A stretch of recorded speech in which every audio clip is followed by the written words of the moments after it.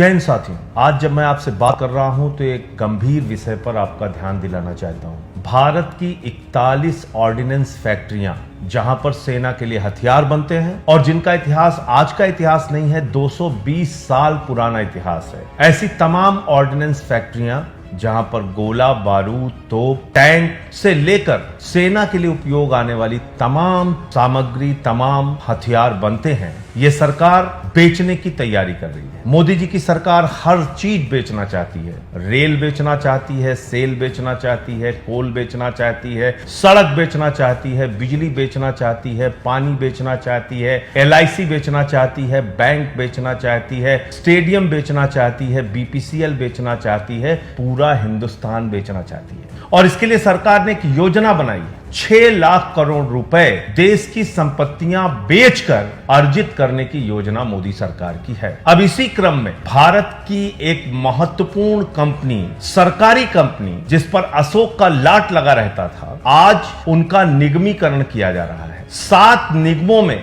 41 हिंदुस्तान की आयुध फैक्ट्रियों को, 41 हिंदुस्तान की हथियार बनाने वाली सरकारी कंपनियों को डाला जा रहा है, उनका निगमीकरण किया जा रहा है।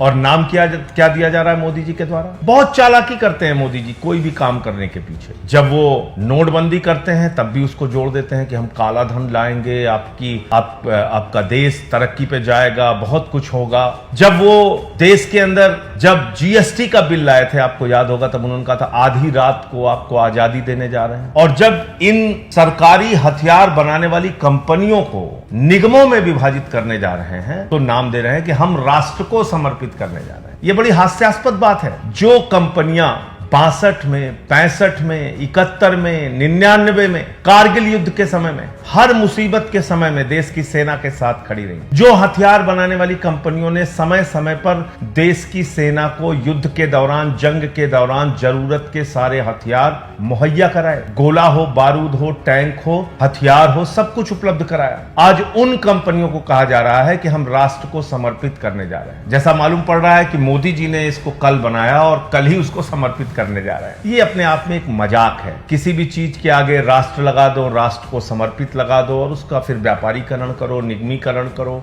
उसको बेचने की तैयारी करो, उसमें प्राइवेट प्लेयर्स को लाओ, उसमें निजी कंपनियों को लाओ, उसके शेयर बेचो और धीरे धीरे करके इन कंपनियों को बेच दो। ये मोदी जी की योजना रहती है। 1 लाख करोड़ की संपत्ति है। अगर हम इन तमाम सरकारी हथियार बनाने वाली कंपनियों की संपत्ति का आकलन करें तो लगभग 62,000 एकड़ जमीन और 1 लाख करोड़ की संपत्ति है। धीरे धीरे करके इसको बेचने की तैयारी है। हम सबको समझना होगा, जागना होगा कि क्या यह देश ऐसे ही बिकता रहेगा? क्या यह देश ऐसे ही बर्बादी की कगार पे पहुंचता रहेगा? क्या इस देश की तमाम मुनाफे वाली कंपनियों को निजी हाथों में बेच दिया जाएगा और सबके पीछे राष्ट्र का भला, देश का भला जैसे बड़े बड़े शब्दों का इस्तेमाल करके आपको और हमको मूर्ख बनाया जाएगा? इससे हमें सावधान रहने की जरूरत है। अभी आपने देखा कि किस प्रकार से कोल संकट पैदा कर दिया गया, एक प्रायोजित कोल संकट, जबकि भारत कोल के उत्पादन के मामले में, यानी कोयला के उत्पादन के मामले में दुनिया का दूसरे नंबर का देश है। भारत की कंपनी कोल इंडिया नंबर 1 की कोयला उत्पादन करने वाली कंपनी है और उस देश में कहा जा रहा है कि कोयले का संकट पैदा हो गया। क्यों? क्योंकि चंद निजी कंपनियों से बिजली खरीदनी है। 5 रुपए यूनिट बिजली, 2 रुपए, 3 रुपए यूनिट बिजली जो राज्य सरकारों को मिल जाती थी, जब ये कोयले संकट का एक हंगामा खड़ा किया गया, एक प्रायोजित कोयला संकट जब सरकार के द्वारा, मोदी सरकार के द्वारा पैदा किया गया, उस वक्त 20-20 रुपए यूनिट राज्य सरकारों को बिजली खरीदनी पड़ रही है। ये पैसा किसके जेब से जा रहा है? किसकी जेब काटी जा रही है? किसके ऊपर इसका भार पड़ेगा? हमारे और आपके ऊपर, आम जनता के ऊपर। कोयलरी का सिस्टम जान लीजिए, कोल माइंस का सिस्टम जान लीजिए, तमाम उन खादानों का जरा नियम और व्यवस्था जान लीजिए। थर्मल पावर प्लांट को, यानी कि कोयले से जहां पर बिजली का उत्पादन होता है, उन तमाम कंपनियों को खादानों से सीधे कोयला जाता है और यह पहले से तय होता है कि प्रतिदिन कितना कोयला जाएगा, कितनी महीने की जरूरत है। तो एक दिन में कोयला संकट पैदा हो जाएगा, इसका तो सवाल ही नहीं खड़ा होता। कोरोना के समय में इंडस्ट्रीज तमाम बंद थी, तमाम उद्योग धंधे ठप पड़े हुए थे। उस दौरान कोयले का उत्पादन चल रहा था, तो जो कोयले का उत्पादन हो रहा था उसका उपयोग नहीं हो रहा था, तो वो पहले से ही स्टॉक में है।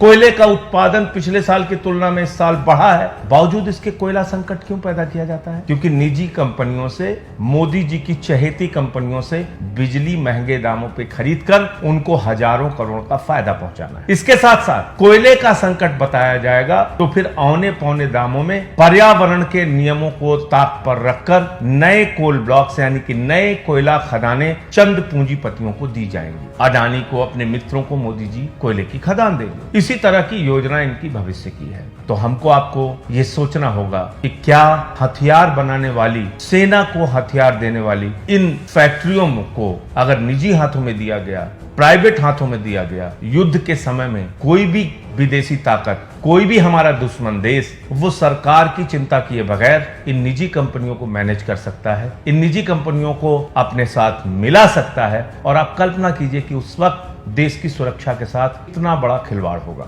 उस वक्त देश की सुरक्षा के साथ कितना बड़ा खतरा पैदा हो जाएगा। इसलिए इस फैसले का विरोध कीजिए। हमारी देश की रक्षा और सुरक्षा के साथ किसी भी प्रकार का खिलवाड़ नहीं होना चाहिए। और मोदी जी अगर 220 साल पुरानी हथियार बनाने वाली कंपनियों को, आयुध निर्माणियों को कल राष्ट्र को समर्पित करने जा रहे हैं, तो इनकी चालबाजी, इनकी चालाकी और इनकी होशियारी को समझिए। जय हिंद, इंकलाब जिंदाबाद।